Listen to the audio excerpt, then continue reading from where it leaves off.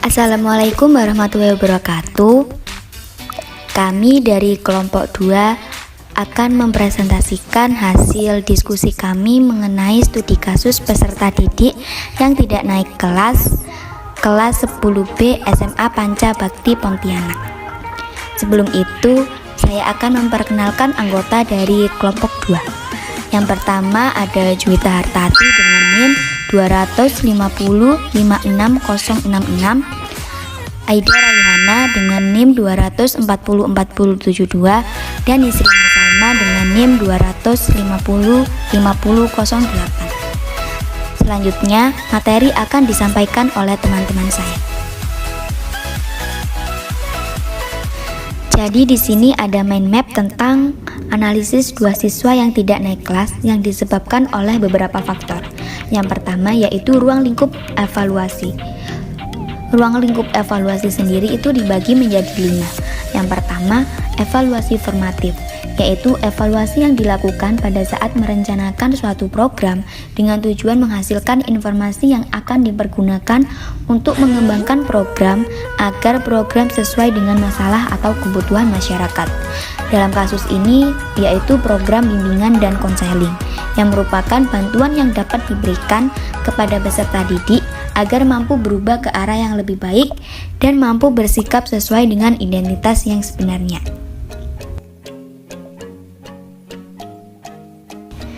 Yang kedua ada evaluasi proses yang merupakan proses yang memberikan gambaran tentang apa yang sedang berlangsung dalam suatu program dan memastikan keterjangkauan elemen fisik dan struktural dari program tersebut. Peserta didik mampu mengarahkan diri dan berkembang secara optimal dalam bidang pengembangan kehidupan pribadi, kehidupan sosial, kemampuan belajar, dan perencanaan karir melalui berbagai jenis layanan dan kegiatan pendukung berdasarkan norma-norma yang berlaku melalui proses pembelajaran. Yang ketiga ada evaluasi sumatif, yaitu memberikan pernyataan efektif suatu program selama kurun waktu tertentu dan dimulai setelah program berjalan, untuk melihat sejauh mana keberhasilan bantuan yang diberikan terhadap subjek kasus. Maka peneliti melakukan evaluasi terhadap perilaku subjek kasus. Dalam kasus ini, yang pertama dengan wawancara dengan guru mata pelajaran. Berdasarkan hasil evaluasi dengan guru mata pelajaran, subjek kasus sudah banyak mengalami perubahan terutama dalam masuk sekolah. Subjek kasus sudah rajin masuk sekolah. Yang kedua ada wawancara dengan wali kelasnya sendiri. Berdasarkan hasil evaluasi dengan wali kelas, subjek kasus sekarang sudah banyak mengalami perubahan, terutama dalam hal masuk sekolah. Subjek kasus sudah rajin untuk masuk sekolah. Yang ketiga ada wawancara dengan subjek kasus. Yang berdasarkan hasil evaluasi dengan subjek kasus, ternyata subjek kasus sekarang merasa banyak mengalami perubahan. Perubahan yang dimaksud yaitu subjek kasus sudah rajin masuk sekolah. Selain itu, subjek kasus sekarang merasa lebih bersemangat untuk pergi ke sekolah. Evaluasi dampak program yaitu menilai dari keseluruhan efektivitas program dalam menghasilkan target pada sasaran. Yang pertama adalah subjek kasus. Subjek kasus ini menjalankan dengan baik karena alternatif bantuan yang sudah diberikan oleh peneliti. Subjek kasus juga akan mengusahakan ada waktu untuk ia istirahat agar ia bisa bersemangat dalam belajar dan tidak tidur selama jam pembelajaran berlangsung. Bekerja sama dengan wali murid agar dapat memonitor perubahan dan perkembangan pada subjek kasus agar bisa tetap bertahan dan memberikan dorongan serta pujian kepada konseli. Yang ketiga adalah guru mata pelajaran. Nah, guru mata pelajaran ini harus tetap memonitor perubahan dan perkembangan dari subjek kasus agar bisa bertahan dan melibatkan konseli dalam proses pembelajaran, baik dalam diskusi kelompok maupun dalam sesi tanya jawab. Keempat adalah orang tua. Nah, pada subjek kasus ini, orang tua bekerja sama dengan orang tua supaya subjek kasus berguna untuk tetap memonitor perubahan dan perkembangan. Subjek kasus ini supaya bisa tetap bertahan, memberi pujian dan hadiah kepada konseli agar perubahan dan perkembangan tetap bertahan dan menambahkan semangat konseli dalam belajar dan semangat masuk untuk sekolah. Yang kelima adalah evaluasi hasil. Evaluasi yaitu menilai perubahan-perubahan atau perbaikan dalam hal moralitas atau indikator status kesehatan lainnya untuk sekelompok penduduk tertentu. Kasus karakteristik adalah nilai tugas harian, nilai ulangan harian, dan ulangan umum tidak mencapai kriteria ketuntasan minimal. Acuh tak acuh dengan sekolah dan belajar, kurang bersemangat dalam belajar dan masuk sekolah. Jarang mengerjakan tugas, tidak aktif di dalam kelas, sering izin ke WC, bolos, dan saat jam pelajaran, dan sering juga tidak hadir tanpa keterangan.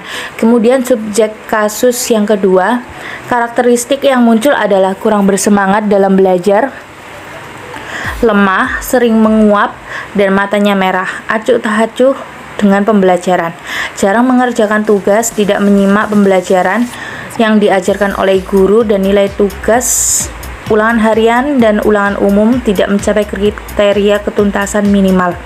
Nah, maka dari itu juga upaya pengentasan peserta didik tidak naik kelas disarankan untuk memberikan pengertian dan perhatian yang intensif dalam membimbing dan memperhatikan perkembangan pendidikan subjek kasus. Oleh sebab itu, maka perlu kerjasama antara kepala sekolah, wali kelas, guru pembelajaran, dan orang tua subjek kasus tersebut. Terima kasih. Baik, saya akan melanjutkan materi berikutnya mengenai objek evaluasi. Untuk objek evaluasinya itu sendiri, yaitu ada di SMA Pancabakti Pontianak. Kemudian untuk subjek evaluasi, itu terdapat peserta didik yang tidak naik kelas di kelas 10B SMA Pancabakti Pontianak. Selanjutnya ada teknik evaluasi. Di sini para peneliti melakukan beberapa teknik. Yang pertama ada teknik direktif, di mana teknik ini sebelumnya para pembimbing memberi pandangan kepada peserta didik mengenai keadaan orang tuanya yang kurang harmonis dan juga ketidakharmonisan antara ayah dan ibu yang membuat si ibu ini merasa tertekan dengan pikirannya yang kacau. Sang ibu juga pernah memberitahu kepada anaknya, yaitu dengan berkata, jika kamu sekolah tidak benar-benar, maka hal ini juga akan menyebabkan ibumu stres.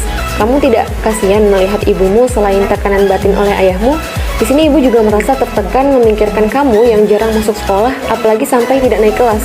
Seharusnya kamu ini bisa membuktikan dan juga menunjukkan kepada ayahmu bahwa kamu ini bisa naik kelas, meskipun ayah kurang memperhatikan dirimu. Buatlah ibumu tersenyum dengan kamu mau sekolah dan juga bisa naik kelas tahun ini. Pandangan yang diberikan ini juga bertujuan untuk membuka pikiran si subjek terkait agar si subjek ini bisa mengingat sang ibunya.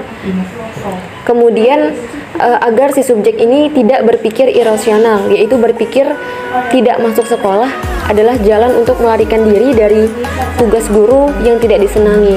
Tetapi si subjek ini harus membiasakan berpikir rasional, yaitu dengan menganggap bahwa tidak masuk sekolah adalah tingkah laku yang tidak baik, dan juga tingkah laku ini juga akan menyebabkan tidak naik kelas.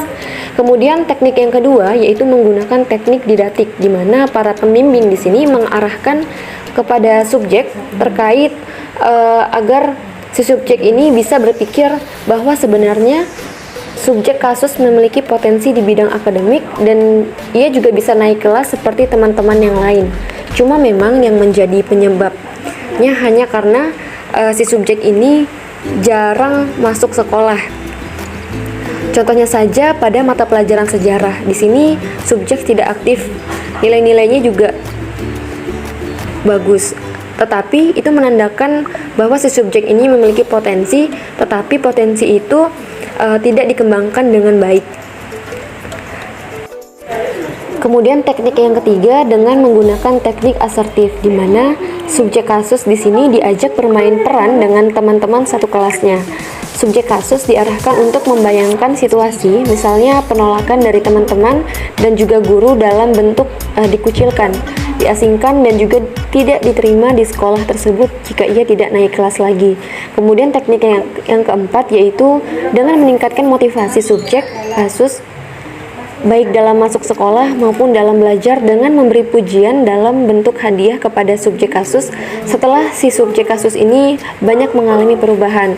Nah, dengan ini akan membantu si subjek kasus ini agar lebih bersemangat lagi dalam masuk sekolahnya. Dan itu akan membentuk kelompok belajar dan membuat jadwal belajar pribadi. Sekian dari kelompok 2, kurang lebihnya kami mohon maaf bila ada kesalahan dan terima kasih untuk teman-teman yang sudah melihat video ini. Kami akhiri, wassalamualaikum warahmatullahi wabarakatuh.